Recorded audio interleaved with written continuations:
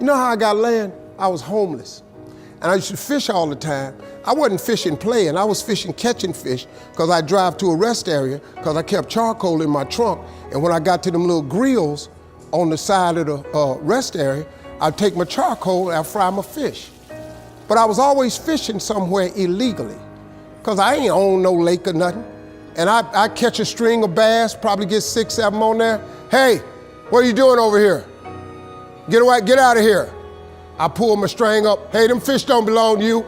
Let them fish go. I got to take all them fish off the hook and throw it back in the water. He didn't know, man, that I'm trying to eat, but I can't break no law, so I got to go on by my business. So first thing I said, I told God, I said, when I get me some money, I'm going to buy me a piece of land. Because I just want a piece of land where can't nobody run me off.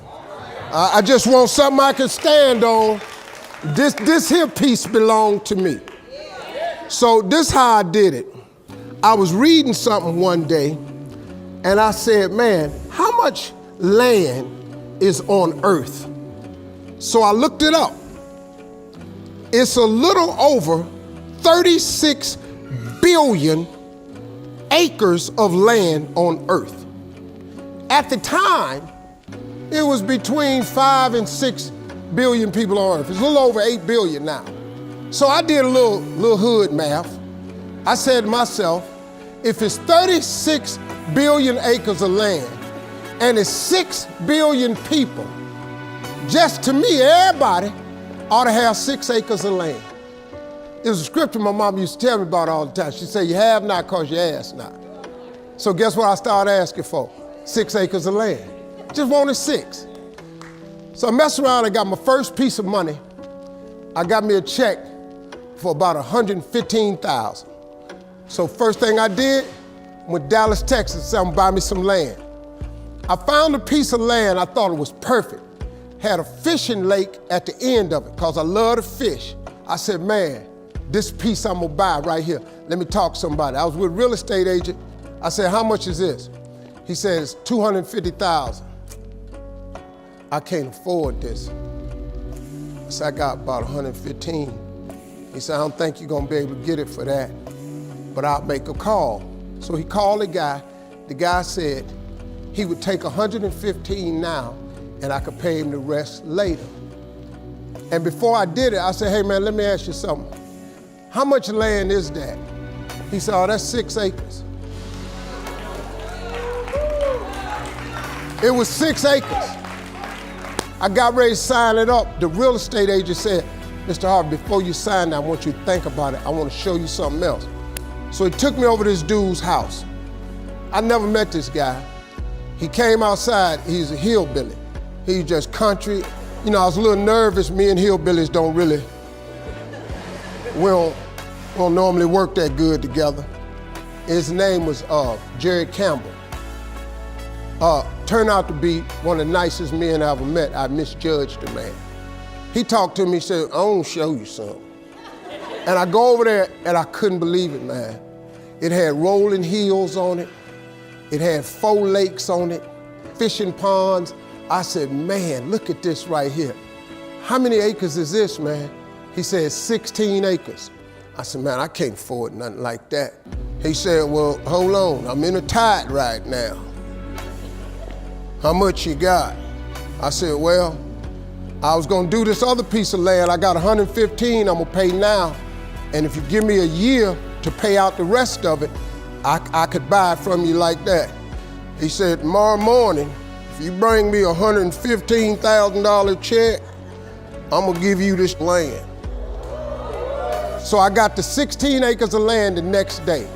So I said, wow, that's how it worked. You have not because you ask not. I asked for 6. Soon as I was gonna buy the 6, he put some grace on it. Next thing you know, I got 16 for the same money.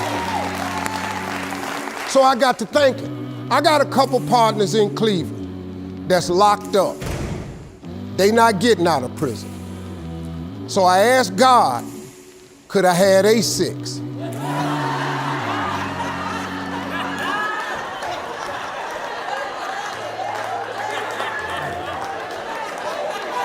They not getting out. They got 6 coming. Hey, Lord, can I have A6?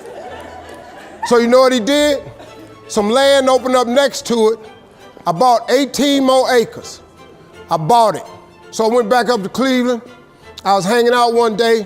My boys was on the corner. I told them, I said, look, man, I can't hang out on corners no more. I'm trying to get my TV career started. Oh, you done changed, man. This what's happening. So now you done got this little money. You done forgot where you from. I said, okay, hey, Lord, can I have A6 too? So I see right now, yeah, I see what's happening right there. They ain't finna go nowhere. So I kept asking for everybody I thought wasn't gonna ask for A6. I asked for A6. I ended up owning almost 300 acres of land in Denton County, Texas. But I just kept on, man. Just kept on with it. I just kept the faith. I kept believing. I kept asking him.